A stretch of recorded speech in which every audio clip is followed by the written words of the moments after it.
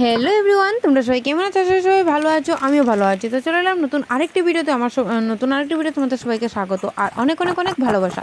তো দেখো, এদিকে আমি চাল কুমড় কেটে নিয়েছি, একটু বড় বড় সাইজ করে কেটে তারপর ভালো করে ধুয়ে আর একটু নুন দিয়ে আমি এটা প্রায় 10-15 মিনিটের মতো আমি ঢেকে রেখে দিয়েছি। আর এদিকে দেখো, আমি শস্য আর কাঁচা লঙ্কা এখন একসাথে বেটে নেব। তো রেসিপিটা বানানোর জন্য আমার লাগবে শস্য। তো তার জন্য আমি শস্যটা শিলনোড়ায় বাটি, তোমরা চাইলে মিক্সিতেও করতে পারো। তো দেখো, এদিকে আমার শস্য বাটা কমপ্লিট। আর এখন আমি ডেকে রেখেছিলাম যে চাল কুমড়োগুলো, দেখো কত জল বেরিয়েছে নুন দিয়ে মাখার পর। তো এগুলো আমি এখন ভালোভাবে জল ছাড়িয়ে নেব। তো চিপে চিপে ভালো করে উঠাতে হবে, জল থাকলে হবে না। তো দেখো, আমি এখন ভালোভাবে জলগুলো চিপে চিপে তুলছি। তো ভিডিওটা তোমরা দেখতে থাকো, আশা করি তোমাদের ভালো লাগবে। আর যারা এখনও চ্যানেলটি সাবস্ক্রাইব করোনি, তো প্লিজ আমার চ্যানেলটাকে সাবস্ক্রাইব করে দিও। আর যদি আমার ভিডিওটা ভালো লাগে থাকে, তো লাইক শেয়ার কমেন্ট করে দিও। তো চলো, দেখো এদিকে তোমাদের সাথে কথা বলতে বলতে আমার সব কুমড়োগুলো থেকে জল ছাড়িয়ে নেওয়া কমপ্লিট। তো এদিকে দেখো, আমি এখন এই কুমড়োগুলোতে হালকা নুন আর হালকা হলুদ দিয়ে ভালো করে মেখে তারপর হালকা ভেজে নেব। তো চলো, ভিডিওটা দেখতে থাকো।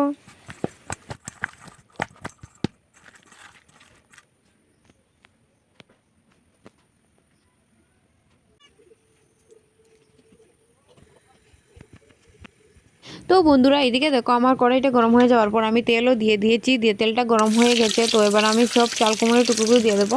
তো দিয়ে হালকা ভেজে নেবো, বেশি ভাজবো না, হালকা হালকা লাল হলেই আমি তুলে নেব চাল কুমড়োগুলো। তো চলো দেখতে থাকো। আর এদিকে আমি শস্য বেটেছিলাম, যে শস্যর মধ্যে সব একে একে মশলা দিয়ে দেবো। তো তুমি তাহলে বাদামও অ্যাড করতে পারো, তো আমি বাদামটা দেইনি।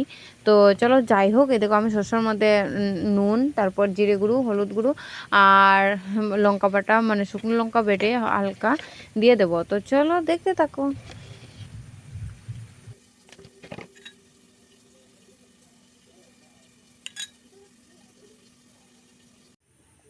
আর এদিকে দেখো, আমার সব চাল কুমড়োর ভাজাগুলো কমপ্লিট হয়ে গেছে। তো এবার আমি শস্যটা ফোড়ন সম্বার দিয়ে এবার আমি শস্যটাও দিয়ে দেবো।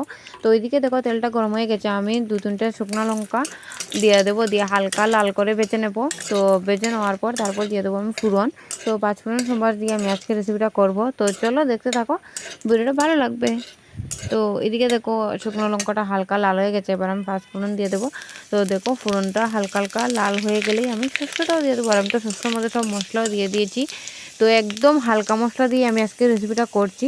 তো তোমরা একবার ট্রাই করে দেখতে পারো, এটা খুব টেস্ট হয় খেতে। তো প্লিজ তোমরা একবার সবাই ট্রাই করে দেখো।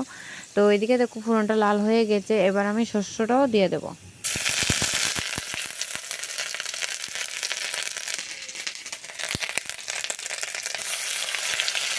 তো দেখো, শস্যটা দিয়ে আমি এবার ভালো করে একটু লাড়িয়ে নেব। তো বেশি ভাজবো না, শস্যটা বেশি ভাজলে কেমন যেমন একটু চিটি চিটি তিতা লাগে।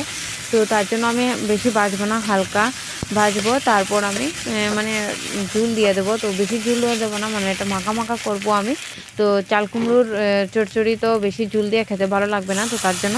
তো চলো দেখতে থাকো, যে আমার শস্যগুলো মোটামুটি ভাজা কমপ্লিট হয়ে গেছে। তো এবার আমি ঝিউলো দিয়ে দেবো শস্যগুলোর মধ্যে। তো চলো দেখতে থাকো।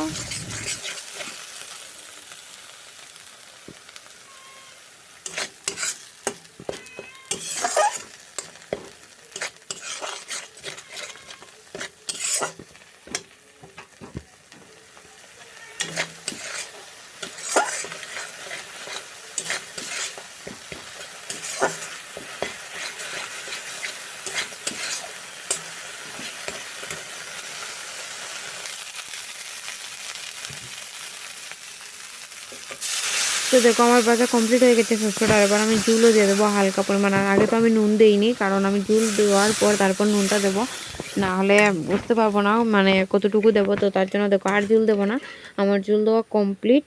তো চলো, এবার আমি নুনটাও দিয়ে দিই। তো নুনটাও দিয়ে দেবো পরিমাণ মতো, দিয়ে তারপর একটু সময় আমি ঢেকে রেখে দেবো।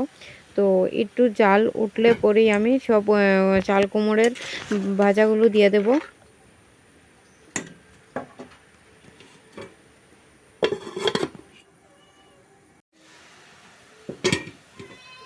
তো তো দেখো বন্ধুরা, তোমাদের সাথে কথা বলতে বলতে আমার রান্না প্রায় কমপ্লিট হয়েই এসেছে। তো দেখো এবার আমি ঝুলটার মধ্যে আমি চাল কুমড়োর ভাজাগুলো সব দিয়ে দিলাম, দিয়ে তারপর এখন হালকা নাড়াচাড়া করে তারপর নামিয়ে নেব। তো আমার রেসিপিটা কমপ্লিট হয়ে যাবে, তো দেখতে থাকো।